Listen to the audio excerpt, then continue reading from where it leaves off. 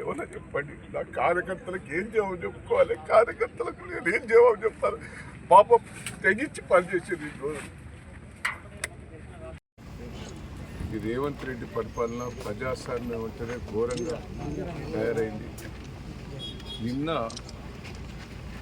నిన్న మమ్మలను నేను విప్పు జారీ చేయాలి. ఆర్టీఓ ఆఫీస్ కూడా పోయేందుకు నాకు అనుమతి ఇవ్వదు. కమిషనర్ ఆఫీస్ కూడా పోయేందుకు అనుమతి ఇవ్వదు. అదే అమెరికాకు సంబంధించిన సిటిజన్షిప్ ఉన్న ఝాన్సీ గారిని ఆర్టీఓ ఆఫీస్ పోయింది, కమిషనర్ ఆఫీస్ పోయింది, మున్సిపాలిటీలో వాళ్ళ దగ్గర కూడా పోయి ఒక్కొక్కరికి ₹1 ఇస్తాం, 2 కోట్లు ఇస్తాం అంటే మా వాళ్ళు ఎవరు కూడా అప్పుడు పోలేదు. భయభ్రాంతులు చేసింది. ఎట్లా ఉంటాయంటే గతంలో నేను 45 ఏళ్ళ నుంచి రాజకీయాలు ఈక్వల్, ఇప్పుడు కేశవంతులు ఉన్నది ఈక్వల్గా ఉన్న కన్నీ ఎమ్మెల్యేకి ఓటు సమానం ఉన్నప్పుడు ఓటు హక్కు ఉపయోగించుకునే అవకాశం. ఇక్కడ ప్రజలు తొర్రూరు పట్టణ ప్రజలు క్లియర్గా మాకు 9 ఇచ్చారు, వాళ్ళకి 7 ఇచ్చారు. అంటే మేము మెజార్టీ ఉన్నాం, ఈక్వల్ లేవు. సరే ఎమ్మెల్యే ఓటు ఉపయోగించుకున్నదంటే అది. కానీ ఎంపీ కావ్య గారు వరంగల్లో ఆమె అప్లై చేసుకున్నది, వరంగల్లోనే నాకు ఓటకు కావాలని ఆమె పిటిషన్ పెట్టుకున్నది. ఆ పిటిషన్ ప్రకారంగా ఆమె పిలిచిండ్రు, ప్రమాణ స్వీకారం చేసిండ్రు. ఇక్కడ నీకు ఓటకు కల్పించినామని క్లియర్గా వాళ్ళకు ఆధారాలతో ఇచ్చింది. 3 రోజుల బట్టి మేము ప్రయత్నం చేస్తున్నాం. ఆర్డీఓ గారి దగ్గర, కలెక్టర్ దగ్గర, మున్సిపల్ కమిషన్ దగ్గర.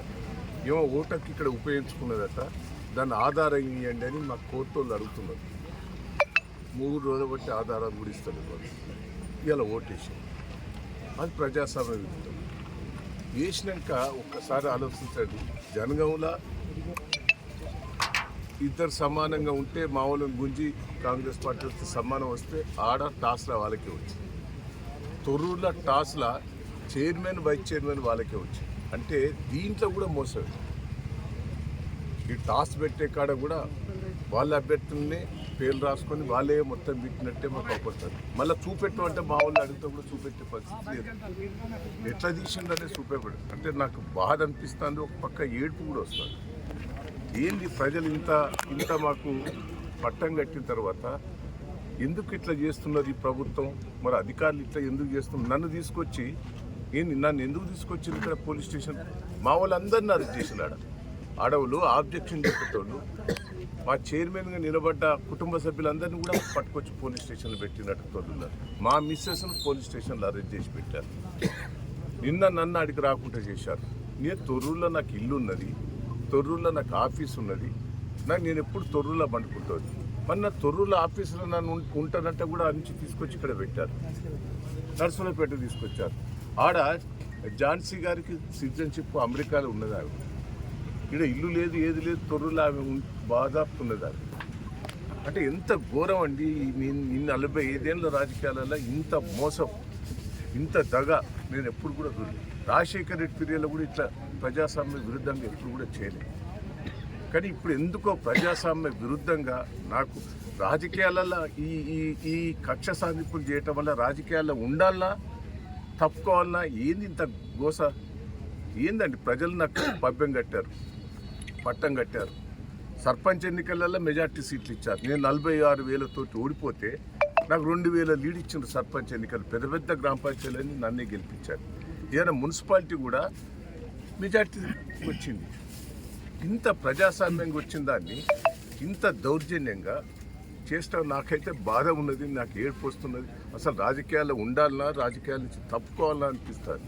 నాకైతే ఇంత గోస, ఇంత ప్రజాస్వామ్య విరుద్ధంగా చేస్తుంటే ప్రజలు పాపం సంతోషంగా ఉన్నారు. కార్యకర్తలు కూడా రాత్రింబాలు కష్టపడ్డారండి. మా కార్యకర్తల కష్టం చూస్తే అయితే నాకు బాధ అనిపిస్తుంది.